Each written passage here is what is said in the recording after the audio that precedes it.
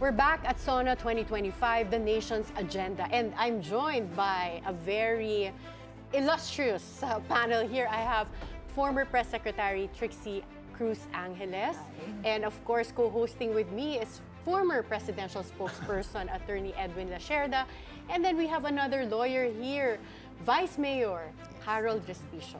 Welcome. So now let's talk about Marcos Jr.'s administration's past SONA from 2022 to 2023 and 2024. Where the words were bold, but the results seem mixed. No? Well, kanina sinabi ko na kasi masyado akong excited. We have two legal minds here and popular vloggers that are joining us. Attorney Trixie Cruz Angeles and Attorney Vice Mayor Harold Respicio. So, as Press Secretary of President Bongbong Marcos before Attorney Trixie, first SONA in July 2022, you were there with him. Yes, I was. At the time as Press Secretary pa. What was the strategy for his message at that time? Well, it was a crossover. Most of the campaign promises were crossed over into the first SONA because after all, he could not render any accomplishments 2 months pa lang or 1 month into office pa lang. So it was mostly a more formalized version of his campaign promises. So with emphasis, let's say, on agriculture, science and technology, ano pa ba? There wasn't much yet sa infrastructure because the promise was continuity. So, but those were his centerpiece projects. Share with us, Trixie, like how did you come about doing the SONA for the president? Oo nga. What were your preparations? Preparations, crafting the speech. I wasn't involved kasi in the preparations. That's the presidential management staff. So, sina Sec Ang at the time. Right. So, but we were on the press side, of course. So, we took care of PTV, making sure that there were particular shots. Kasi when we did the inaugural, there were many dead spots pa. Maraming lags, maraming overshoots, maraming mahahaba masyado na positions. So we wanted a tighter camera work for SONA. I think we succeeded in that one. Yeah. I remember during the first SONA, there was a lot of parang creative directing talaga. Who was the director at that time? No, it was primarily PTV. PTV lang yun. Because si ano lang meron. former President Duterte meron Si the famous director. Who was the director at that time? He had two. Brillante Mendoza. Yes. That's why I was thinking for President Bongbong Marcos, some of the shots were creative pero hindi kayo nag-hire ng we were, I don't think there was director. really any time kasi it was the first SONA. Most of the staff were still carry over from the Duterte administration. Well, any interesting trivia that President Bongbong Marcos would do to prepare himself? It was my first time to hear from Secretary Edwin na si President Pinoy pala nakikinig sa music. Anong kind of music? Classical? Jazz yan Pop? Jazz. Okay, interesting. Sa Pinoy, mga Filipino, mga lively songs. What about President Bongbong Sa amin Marcos? kasi it was the first SONA, so medyo high pa from the victory in the elections. So most of it was glad handing. Really was there's so many people kasi still congratulating him. Right. There are so many people who were coming up to him and talking to him. So there wasn't really very much time. Ang alam ko lang, the only advice that we had to give him was, "Sir, get a good night's sleep kasi busy tayo the whole day." And we all had to be up really early in the morning kasi we had to be bussed to the site. National Museum kami for the inaugural. But sa SONA, ganun din because of the security measures naman. And most of us hindi kami sanay. So wala ngang allocated na room. Sometimes you would be allocated rooms, diba, holding rooms for cabinet and all that. We did have one for the cabinet but none for individual secretaries. Okay. I think in the subsequent ones meron na. Well, Vice Mayor Harold, as a fellow Ilocano, ano yung pinaka malakas sa'yo na dating sa mga SONA ni President Bongbong Marcos, whether it's the first or any of the last two SONAs? Siyempre, love na love natin yan, si PBBM. Galing sa region ng mga Ilocano at kakulay pa natin, ang gwapo-gwapo niya. Noong 2020... Teka, Ilocano rin ako. Okay, Okay. Medyo iniwan ka sinabi ng mo- dark complexion, madam. Love na love namin siya, lalo na't magkasama sila ni Sarah noong 2022. Eh ngayon, medyo nalulungkot kami. Nag-aaway si Mommy at Daddy. So, excited na excited kami noon kasi ang promise ni PBBM was dalhin niya yung civilized government. Sabi niya noon, and civilized government nga ang nakuha natin. Chill na chill si Sir. Walang masyadong big waves, pero so far, kapag titignan mo yung economic metrics, ang ganda.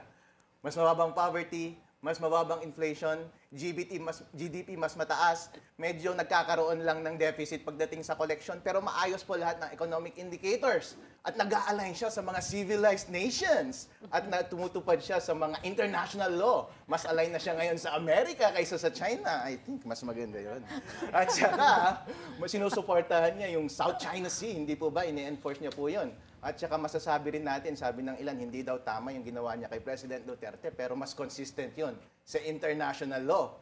Pero ang medyo kinasasama ko kay PBBM, medyo hindi daw niya nakokontrol yung mga nasa baba. Although chill sa Sir, civilized siya na tao, pero maraming chismis na pinupolitika yung mga kalaban nila sa politiko. Siya as a person, parati po niyang reconciliation na tayo parati niya po yung inuulit hanggang ngayon. Pero pinoprosecute pa yung mga kalaban eh. Oh. Halimbawa, pagdating sa akin, noong eleksyon, may kaso ako ngayon, Chairman Georgie. Meron akong Ikaw kaso talaga, fake binuhay news. mo na naman yun sa Makukulong ata usapan. ako.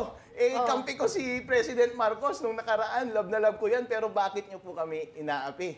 Ganon din po, kung sinasabi po nila na tama yung pag-prosecute internationally against kay President Duterte at ganon din yung ginagawa nila kay Sara ngayon, pero parang hindi natin mawawala yung kulay ng politika sa mga hakbang na yan. Ang masasabi ko lang kay President Bongbong Marcos, you're doing great well, sir. Yung sinabi mo na magiging civilized and reasonable president ka, ginawa mo po ng maayos yan kasi lahat ng economic indicators natin maayos. Pero yung kulay ng politika, medyo nagdadalawang isip ang taong bayan yan. Lalo naman po, ang mga Pilipino nadadala pagdating sa politika. Yun yung primary narrative ng ating political landscape. Ang laking Well, ngiti ni ano. tawang-tawa na Trixie. dito si Attorney Ay, Trixie sorry. sa'yo eh. Pero kung yun nga, before we had both of you sit down here, si Governor Ben, yun yung bilin niya rin, nasabi niya, sana kung merong makikita dito sa message sa fourth zona, it's to stop the politicizing na sobrahan daw ng politiko itong admin. I just want to ask nga, sabi nga ni Vice Mayor kay Trixie, is it true that it's being politicized, Sara is being politicized to your view? Well, they're all politicians, so Correct. politicization is not a surprise. However, So, Baba, why there- is Sara complaining so much about she is being politicized when she as No, you she mentioned, doesn't say politicized. She says persecuted. So there's a difference. Kung politika lang, well, it is politicized in the sense that she seems to be the leading candidate. That's what all the surveys say. So as the leading candidate, you automatically have a bullseye on your forehead. So she's not saying anything new, and I don't think anyone is saying that hindi totoo yun. So, I mean, let's face it. Look at the decision of the Supreme Court in the impeachment case. I know you don't agree. No, but- no, no, I have no... You don't Ako, think- I think it was a well-written decision. It was, it was. Legally sound. It might, Vice Mayor was saying that si Presidente Marcos is very civilized. It jives with his personality that he doesn't want to do impeachment. Maybe that falls... That's true. That That's true. aligns, in Yeah. that That's true. sense, Sara and Bongbong are aligned in that they don't want an impeachment case moving forward. However, the statement from Malacanang says that they don't agree with the decision, but they respect it. So in that sense, yun talaga yung comms ni PBBM. It's always been, we respect, but we disagree. So ganyan talaga siya magsalita.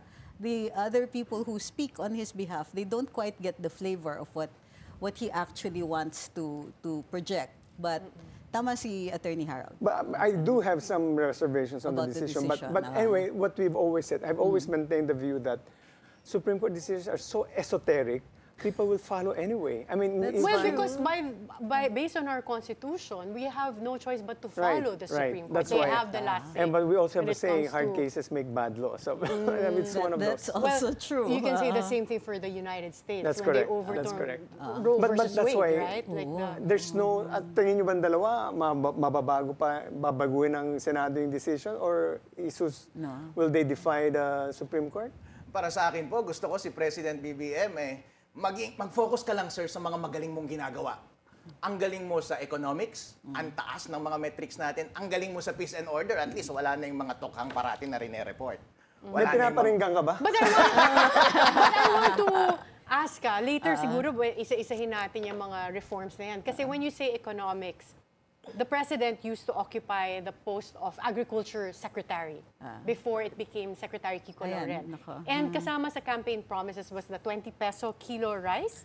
And Right. here on Billionaire News, I had as our guest the administrator of the National Food Authority, who said that to sustain the 20 peso kilo rice, they have to subsidize. Exactly. So, ano ba nangyari with that campaign promise? Well, Do you first of think- all, ano ba ang reach ng Kadiwa, yung mga rolling stores na yan? 15% lang ng na especially in the rural areas. 15% lang ang inaabot ng mga merkado.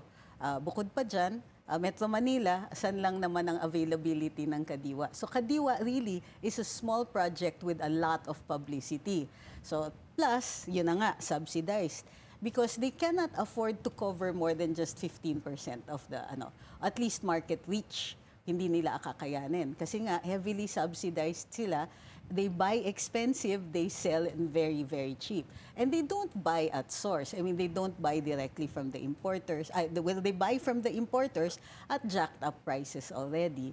They don't even buy from our local farmers because the NFA is constrained under certain COA regulations. Hindi pwede ang broken rice, hindi pwede yung, they have to get a certain quality of rice. So, again, limited din yung purchasing power nila with regard to locally produced rice. So, a lot of that is imported. So, we're leaking money just to be able to say na nagpababa sila ng presyo ng bigas. But Attorney It's not Trixie, you real. were part of the campaign of President Bongbong Marcos. Wala ba nag-advise sa kanya na wag i-promise yung 20 peso Actually, meron. per kilo rice? And this was also revealed by Vice President Sara in one of her press conferences. She said that she was actually there. I think they were on a plane and he was being told na hindi kakayanin ang 20 pesos na bigas because to be able to be fair to our farmers, we have to buy it at least 22 pesos per kilo.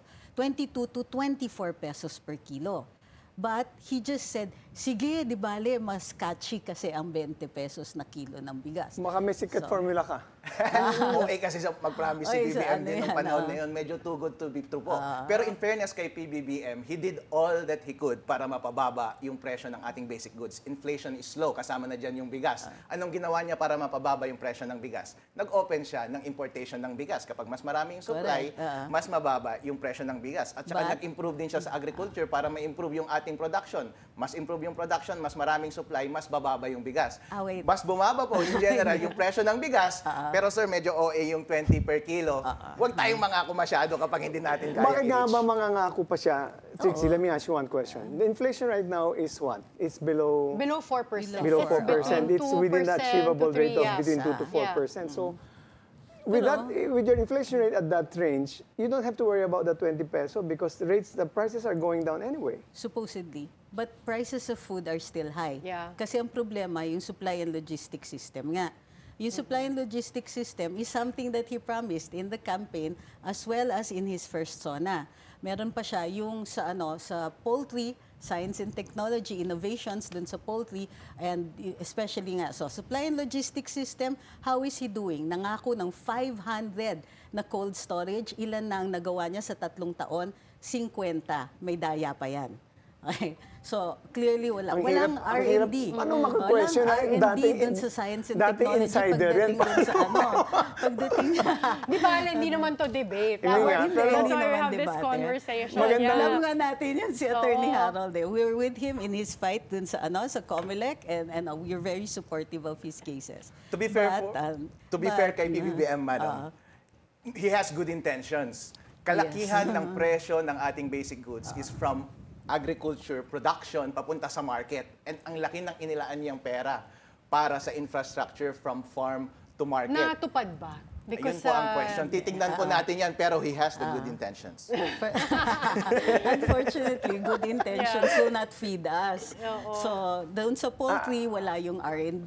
Hindi po natupad. And mostly, it's coming from the private sector. So, nakikita natin, medyo may daya talaga yung mga statistika but Trixie, dito. the infrastructure that you're mentioning, the logistics infrastructure, I think it's I'm not defending BBM, but at least it's on the way. That's really a problem. The It cold is, storage is an issue talaga. Di ba? Ever since. It's built 50, so that's 10%. So, do you see it... in 3 years. In 3 years. Yung 50 na yun, But that's 3 years since 2022. So question is, why don't you just do... I know of one private equity firm that has invested here in the Philippines to really focus on cold storage. Is that something that you see this Marcos administration improving and adding more cold storage to lower the food prices, as you mentioned? It's what they should be doing. Kasi unang-una, hindi lang yan campaign promise. Talagang kailangan natin yan. We have farmers overproducing. They actually have so much, but it doesn't get to the market or it doesn't get to the market on time. So there is this huge gap in between farm and market. Most of the time, when we think of infrastructure, roads yan. Pero rin totoo niyan, ang kailangan truck, kailangan saan iimbak, saan yung bagsakan. Doon sa promise ni PBBM, dadagdagan daw yung mga bagsakan. Hanggang ngayon, promise pa rin yan. So, yun yung problema. Doon sa sa over-promise na naman si Pangulo, medyo mabagal yung Are kanyang you saying that implementors. he tends to overpromise and overpromise and underdeliver? Well, look at the 3 years. Doon sa tatlong lang yun, even doon sa pagdidistribute sa land reform, hindi siya umaabot sa mga quotas or targets for the year.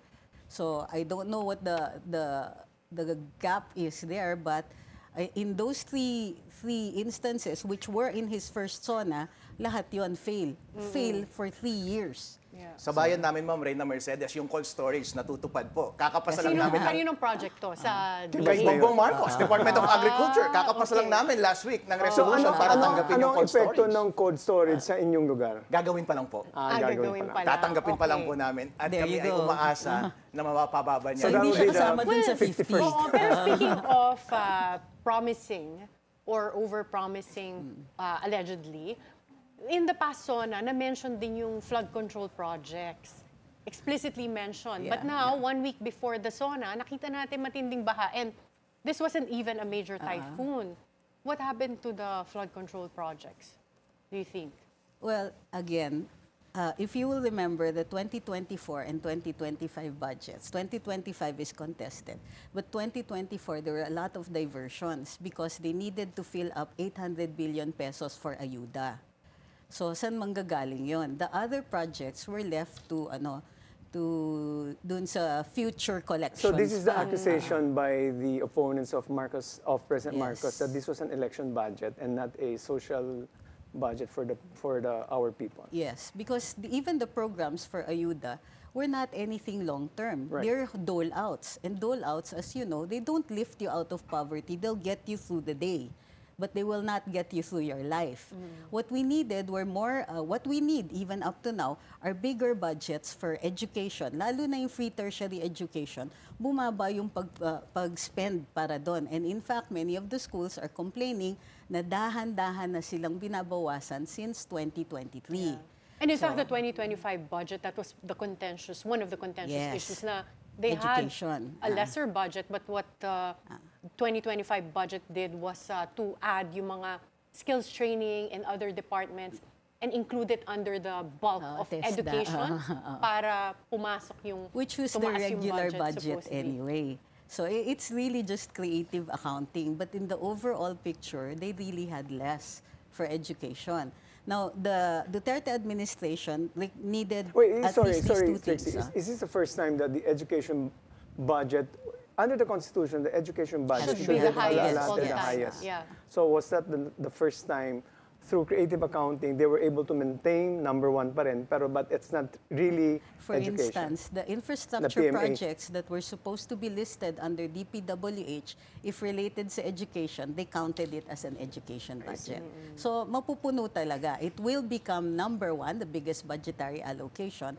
But Just to the satisfy the actual- constitutional Yes. requirement, pero hindi talaga But the education. problem with when Vice President Duterte was Secretary of Education, not much was also moving during that time. Because they had to, well, there were things that had to be done. Unang-una, yung pag-decide, ano ba ang magiging curriculum? Is it culture-based? Is it science and technology-based? They went with the SNT. Of course, there's some people who medyo... SNT not- meaning Science and Technology. Supposedly. But that's part of the STEM. Yes, yes. So, that's consistent with the with the K-12. curriculum, Yeah. current. Kumbaga, walang pinagbago. Correct. There are proposals kasi for a culture-based curriculum na still meron ka pa ring SNT. Pero it will be more geared, for instance, towards a Filipino learning method, and you will learn more about your country. You'll learn more, kumbaga hindi siya Western oriented. Yun yung proposal. It did not pass, but I think that kahit paano meron pa ring shifts in the approaches to the curriculum. Well, a I lot think- of people are very optimistic under the new Education Secretary, Sunny, Sonny Angara. Do you think with this fourth SONA, there will be a mention about education sector, reforms in the education sector, and flood control? Because naalala ko yung sa sinabi ng mga ibang kongresista, gusto nilang tanggalin yung K-12 which is already an international standard. Because nung panahon namin, doon namin in-implement ang K-12, ang requirement ng standards abroad, especially in the European countries, dapat K-12 ka. Yeah. Kung hindi ka K-12, you're supposed, kulang ang pag-aral mo, they will not hire you. Yeah. Or So- even get into colleges. So if you were Yes. to venture, I guess, Vice Mayor Harold, palagay mo, may mention ba ang educational reform? And then flood control. Very concerned ako sa flood talaga. Kasi Kung hindi makapasok din yung mga bata 1 week na, di Yes. ba? Kung tatanungin natin ang ating mga kababayan, Attorney Karen, gusto ba nila ng 2 taon na mas mahaba pang schooling? Ang mahal-mahal ng bilihin, ang mahal-mahal ng allowance, ang mahal ng uniform, ang mahal ng mga libro. Kung sila po ang tatanungin, excited na silang dumiretso kaagad sa pagtatrabaho. Nung panahon ko po, nag-graduate po ako ng college. 18 years old na ako noon. 18 years old pa lang ako noon. Ngayon, yung mga nag-graduate, 28, 24, nabibitin sila ng ilang taon po para pa gumita ng pera. Tanungin po natin ang ating mga kababayan, ano ang gusto nila? Yun po ang ibigay natin sa kanila. Pagdating naman po sa flood control, naabutan ko pa yan nung bata pa ako, binabahan naman na taon-taon dito sa Metro Manila. Naalala ko, nakatira pa ako noon sa Sampaloc. Yung Ondoy, no, hindi kami makalabas doon sa Espanya. Every year, baha po dito sa Manila. Kahit sinong presidente, baha pa rin po. Pero maganda yung ginagawa ni PBBM ngayon na kinokontinue niya yung build, build, build. Pero sabi niya, build more. Yeah. Tingnan po Build natin better kung more. maaalay Yeah. natin yung ating pagbabaha. Well, build more. Build Have you better more. seen build better more? Talagang kailangan BBM yung acronym, no? Build better more. Have we seen any of the gains? Subway project, railway, and any new major infrastructure? We have yet to see that, Attorney Karen. Yeah. Kasi po, maganda Delay. yung slogan, build better more, malaki yung ipinapakita na ginagawa pagdating sa ating appropriations, ang laki-laki. Pinakamataas na appropriation yung 2025, ang ganda ng plano. We're just rooting for PBBM. Good luck, sir! Do it well. Unfortunately, pagdating sa trains, the first thing in 2022 that happened was pinahold lahat ng railway projects by Undersecretary Cesar Chavez. Bakit So December pinahold 2022. Some of the contracts were loans that they wanted to take a better look at or renegotiate. So natenga siya after 1 year. Recently sinabi, uumpisahan na uli. Because when they removed the original contracts or the proposed contracts that were already for signing, they realized they couldn't get a better deal. So now they can't get back to the old contracts. They're shopping around for new ones. So yun Okay, yun. so we're back at looking at the procurement stage or looking for a new contractor. For new, I think we're back to the loan stage. I think they just Madidelay rolled siya out the talaga. Dalian trains. Yeah. Just during our time, it was stopped by the Duterte administration. And then President Marcos just recently decided to roll it out, the Dalian trains. Okay. But the Subway Dalian is trains were underway. able to roll out during the Duterte administration. The what? Sorry? Inayos yun eh. So they had to suspend, not because the Duterte administration stopped it, COA did. So in order to comply with COA, there were two trains, kasi isa lang yun eh, di ba yung Dalian train parang continuous siya. They were sent to Japan for checking and to determine kung papasok siya. And then they were cured. Meron silang binago so that they would comply with the COA standards. Ngayon lang sila natapos, which is why yung ibang Dalian trains magagamit nila ngayon. Attorney Trixie, question. Sa mga appropriations, ang lalaki ng appropriation para sa Build Better More. Sinasabi mo, ang daming mga suspension at ang daming delay. Saan kaya napupunta yung mga inappropriate na pera? Hindi ko pa naimbestigahan yung part na yon. Pero syempre, pagka nagkaroon ka ng savings, di ba, you can reallocate. So, within your department. So, hindi ko pa na-check kung saan napunta yung sa trains. Pero yung sa Davao, yung Mindanao Rail was also suspended in 2022. Yun talaga yung pinaka-naantala. Kasi dapat by this time, meron na tayong initial na segment na inaugurate. But unfortunately, hindi yan natuloy. Maraming natigil actually sa pagdating dun sa trains. So, sayang yung pagkakataon na yan. Yeah. Well, going back to 2023, one of the central pieces of the SONA of President Bongbong Marcos back then was the Maharlika Fund. What accomplishments have we seen from Maharlika Fund?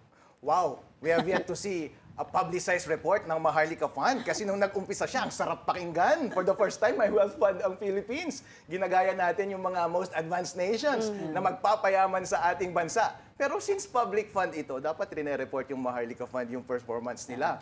Kapareho ba nila yung PhilHealth Fund? Kasi yun yung malaking question po kasi ang kinakatampo ko ng konti kay President PBBM, may malaking issue na lumabas pagdating sa PhilHealth. Public fund po yan, dapat minamanage ng maayos. Ang daming accusation na ninakaw yung pera ng PhilHealth. Pero bakit hindi niya inimbestigahan? Sir, baka gusto mong palitan na yung mga tao doon at gusto mong i-prosecute yung mga tao doon para makita ng taong bayan na maganda yung oversight natin sa public funds at gawin mo yun rin sa Maharlika Fund. Sir, i-report niyo sa amin kung gaano kagaling yung performance ng Maharlika Fund ngayon kung tama ba yung expectations namin nung umpisa. Sayang kasi, nung ni-require ng batas na magbigay from Land Bank, DBP, Land Bank and DBP primarily. Ang Land Bank, nag-contract sila ng mga loans. Lumiit yung budget for loans, particularly the loans that were being given to to our farmers. So yung mga small, micro, medium-scale enterprises, primarily for agriculture, yun yung bumaba yung available na funds. So bumaba din po yung statistika natin dun sa mga panibagong nagpapasok dun sa sa agrikultura at saka yung mga gumagamit ng mga loans na ito just to keep their businesses running. Are you expecting any updates on how Maharlika is doing in this fourth SONA? Yeah. Hindi ba dapat? Kasi yun nga yung centerpiece program yun. Unang-una pa lang, di ba, noong 2022, in-announce ito at sinabi ito na ang kasagutan sa kakulangan ng pera para sa infrastruktura natin. Pero hanggang ngayon, nasa GAA pa rin yung infra natin at wala pa po tayong nakikita, tama si Attorney Harold, na tayong nakikitang report kung may kinita na ba to, saan ito in-invest. I think medyo I'm not defending the Sovereign Wealth Fund, the Maharlika, but I remember one of the major investments of Maharlika Fund was on the national grid, which is very important for us because we need to improve our transmission lines. So that's one that I know of. I don't know the others, but it will take some time because the return on investment is not just immediately after a year. But I guess the reporting sana, the reporting because it's should be forthcoming. If it's, I think that should be done. Yeah, and since it's an innovation of this administration, I think people are curious to see what happened from. At may result na sa national grid kasi integrated na yung Luzon, Visayas, and Mindanao. So kung meron mang positive na lumabas from the investment ng Maharlika Fund doon sa national grid, mas konti na lang pong ating brownout kasi integrated na yung Luzon, grid, Visayas, and Mindanao. Good job, President BBM. Well, another question I'd like to ask, since I want to take advantage, both of you have been, well, you have a case on fake news, Vice Mayor Harold and Attorney Trixie, you attended the congressional inquiry on fake news. Palagay niyo ba i-mention to ng presidente sa ating fourth SONA? But before you answer that question, we'll have to take a short break. Going back to our question before we took a break, will PBBM mention anything about fake news? Very relevant, no? Because they're both, well, related to something. Ikaw, may kaso kang kinakaharap, no? Vice Mayor Harold, na related sa fake news.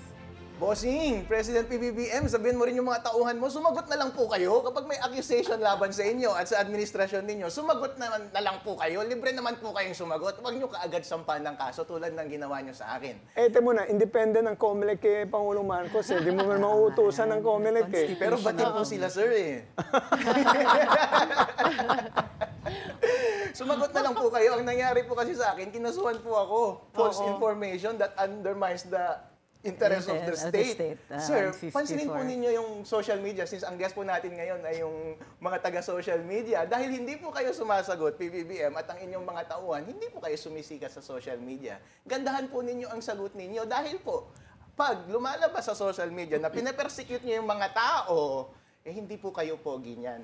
Instead po, na i-repress ninyo ang karapatan nating magsalita, wag po kayong magmukhang guilty at sumagot na lang po kayo. Idepensa ninyo ng mabuti ang inyong mga gawain. Mas maganda po iyon kasi po kapag mukhang rine-repress ninyo ang speech, mukha pong pinopolitika ninyo ang inyong mga kalaban. President, hindi nga tayo magkalaban eh. Tapos, pinopolitikan nyo ako, kinakasuhan nyo ako, kayo po tuloy ang hindi pogi sa social media. Sumagot na lang po kayo, wag nyong i-repress yung speech. Mas malaking issue po yan sa darating na susunod na eleksyon. PBBM, wala ka naman bata ata para sa susunod na eleksyon. Bakit mo kinokontra yung freedom of speech? Pabayaan mo po ang taong bayan na magsalita. Sumagot po kayo ng maayos. Kapag hindi po kayo sumasagot ng maayos at bagkus sinasampa nyo sila ng kaso, mukha po kayong guilty. Kayo po ang mukhang mali.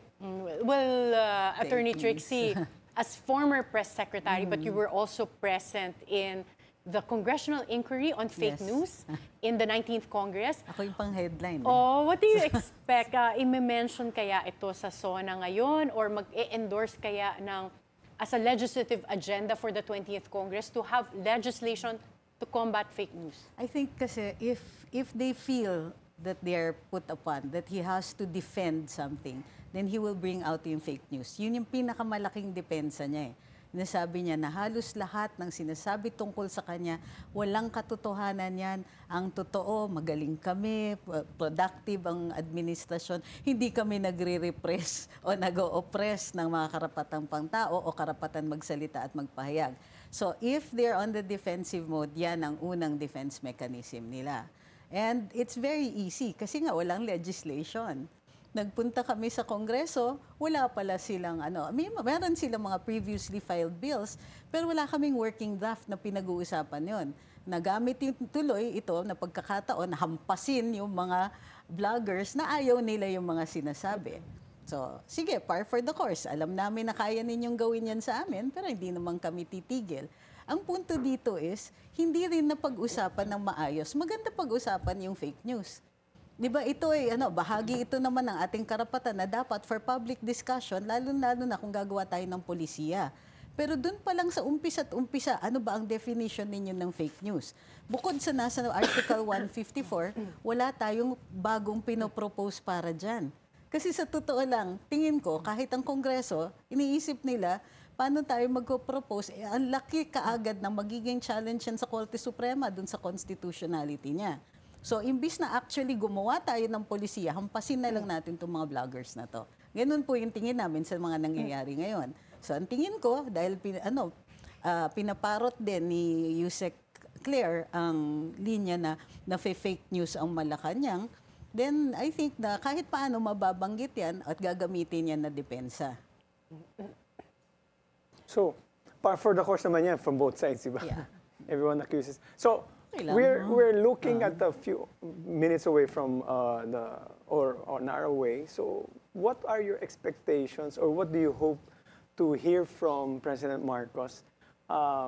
Everybody wishes well for the country. I mean, on that side Yes, and maybe on your own side also, or what expectations do you want to see in this Iba yung hope sa expectation. Right. Linawin lang natin yon. I hope, but I doubt if this will happen, that the president suddenly wakes up and decides, I'm just going to fire all these people who who are in the way of my vision. Kasi malinaw naman yung vision niya nung kampanya. Tingnan mo naman, that's very, very ambiguous. Sino specifically? Well, for instance, hindi ako sang-ayon kay Speaker Martin. He's a nice guy, but he has led the 19th Congress in a way that not only appears oppressive and greedy, and look how many cases are filed. They failed in their impeachment. It is not a successful Congress. So, alam ko magpinsan sila, so I know that this is a vain hope. Napagsabihan niya yung pinsan niya. Ilan ang legislation na pinopropose ni Pangulo? Ilan doon ang naipasa? Ng Kongreso pa lang, ang daming wala doon. Ang nauna, syempre, yung mga revenue generating, yung sa taxes and all that. Hindi naman tayo tutol doon sa ibang mga, nakikita natin, kailangan yung mga revenue generating na hikao sa pera talaga. Pero bakit hikao sa pera? Kasi nga, doon sa challenge sa 2025, nakikita natin yung proseso na ginagawa ng Kongreso in the past 3 years. So, number 1, Martin Romualdez. Sino pa ba? Yung ibang mga ano ba ang nangyayari sa infrastructure? Sino na nga ba ang secretary ng Public Works? Kaya nadi-disappear yung pangalan niya kasi disappearing din ang mga proyekto. Kailan ba last time nag-ribbon cutting ang ating Pangulo? The last time he did, it was a Duterte project na tinapos lang during his term. Nasa na yun, dun sa housing, puro groundbreaking ang ginawa niya. Kailan siya nag-ribbon cutting? Nada, wala. Yung pinangako na 1 million homes per year, last year, sinabi na nila, ay sorry, di namin magagawa. So, binabaan yung expectations. Alam niyo yung expectations kung ilan na lang? 60,000 homes daw in 2024. Hindi pa rin nagawa.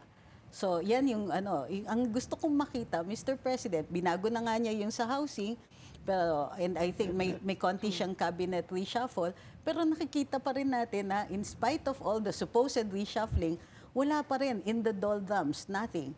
They don't even have an effective communications campaign. Kung totoo yung sinasabi ni Attorney Harold, then why aren't people happier?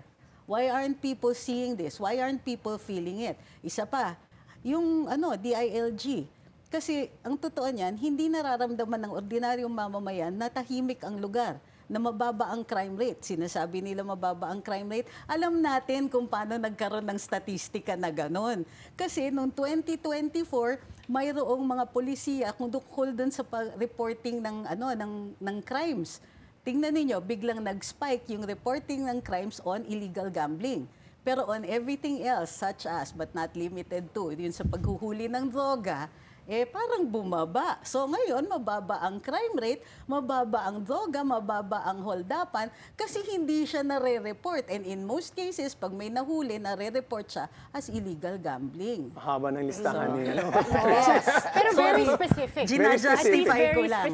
So kailangan, Mr. President, if you are the person that I know you to be, you wake up and decide, I am going to make history. I'm going to fire everybody because you have not helped. I'm going to go back to my vision. I'm going to go back and check on my agriculture department if they're living up to it. I'm going to kick out certain people in there because that is a graft-ridden agency, and make sure that people get food.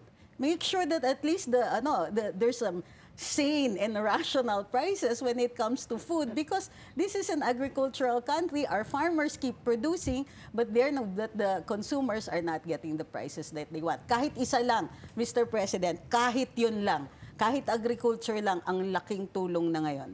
Okay. Ang maganda po kay PBBM, kapag siya ay nagsalita, natutupad.